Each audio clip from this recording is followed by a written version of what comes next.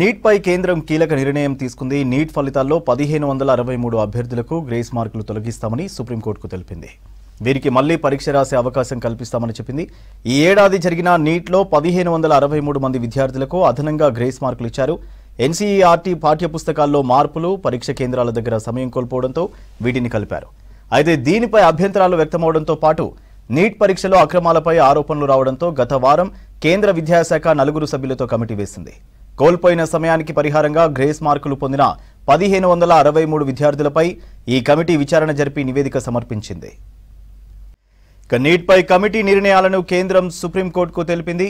కోల్పోయిన సమయానికి పరిహారంగా గ్రేస్ మార్కులు పొందిన 1563 మంది విద్యార్థుల స్కోర్ కార్డులను రద్దు చేయాలని కమిటీ నిర్ణయించిందని చెప్పింది. వారికి మళ్లీ పరీక్ష రాసేందుకు అవకాశం కల్పిస్తామని తెలిపింది. జూన్ 23న పరీక్ష నిర్వహించి ఈ నెల 30వ తేదీలోగా వారి ఫలితాలను ప్రకటిస్తామని చెప్పింది. ఆ తర్వాతే కౌన్సిలింగ్ ఉంటుందని తెలిపింది. ఒకవేళ మళ్లీ పరీక్ష రాయొద్దని అనుకునేవారు గ్రేస్ మార్కులు లేకుండా ఒరిజినల్ మార్కులతో కౌన్సిలింగ్కు వెళ్లొచ్చన్నారు అధికారులు. నీట్ ప్రశ్నపత్రం లీకేజీ ఆరోపణలకు సంబంధించి దాఖలైన పిటిషన్లపై సుప్రీంకోర్టు విచారణ జరిపింది. అయితే వెబ్ కౌన్సిలింగ్ పై స్టే ఇచ్చేందుకు నిరాకరించింది. కౌన్సిలింగ్ యథాతథంగా ఉంటుందని చెప్పింది. ఈ పిటిషన్లపై 2 వారాల్లోగానే సమాధానం చెప్పాలని నేషనల్ టెస్టింగ్ ఏజెన్సీకి నోటీసులు జారీ చేసింది. దీనిపై తదుపరి విచారణను జూలై 8వ తేదీకి వాయిదా వేసింది. జూలై 6వ తేదీ నుంచి నీట్ కౌన్సిలింగ్ ప్రారంభం కానుంది.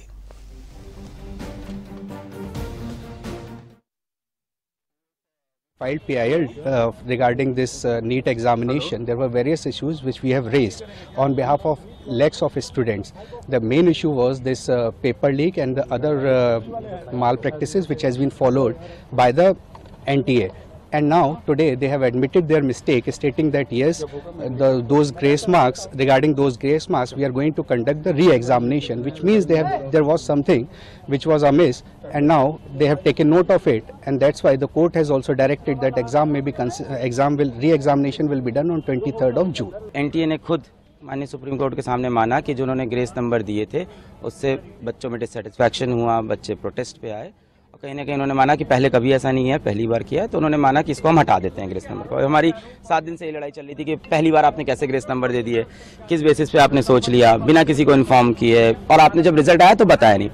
अब इससे मेरी प्रॉब्लम क्या क्या, और उन्होंने जज NTA ने ये बोला है और माननीय सुप्रीम कोर्ट ने भी एग्री किया है कि जिन बच्चों को ग्रेस नंबर मिले थे 1563, उन बच्चों का या तो री एग्जाम हो जाए, जो कि इन्होंने डेट दे दी है कि अप्रॉक्सीमेटली 23 जून को, या तो वो बच्चे अपने बिना ग्रेस के जो नंबर हैं उस पे हैप्पी हो जाए, यानी उनका ग्रेस नंबर काट दिया जाएगा।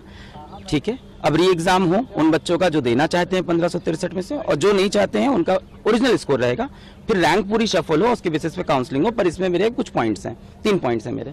सबसे पहला पॉइंट ये है कि आज NTA 7-8 दिन बाद आके माननीय सुप्रीम कोर्ट के सामने खुद एग्री करता है कि ये ग्रेस वाला जो पूरा हमने जो किया है ये गलत है, इसको हटा देते हैं। कहीं ना कहीं एग्री किया। सवाल ये उठता है ग्रेस दे के क्या उन्होंने खुद बताया था? नहीं बताया था। जब हमने 719 स्कोर पकड़ा, 720 तब बताना। तो क्या NTA और भी ऐसे बहुत चीजें करता है जो हमें पता नहीं चलती? क्या और डिस्पेरेंसीज है जो एक बार हमें अंदर घुस के देखनी चाहिए?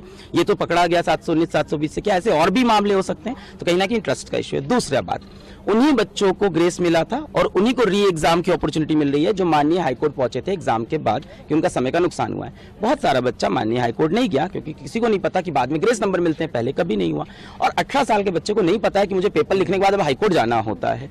तो मुझे लगता है यहाँ पे राइट टू इक्वालिटी का वायलेशन है। तीसरी बात, पेपर लीक का जो मुद्दा है वो ओपन है, उस पर सुनवाई होती रहेगी। और आज माननीय सुप्रीम कोर्ट में जजेस ने खुद बोला कि मान लेते हैं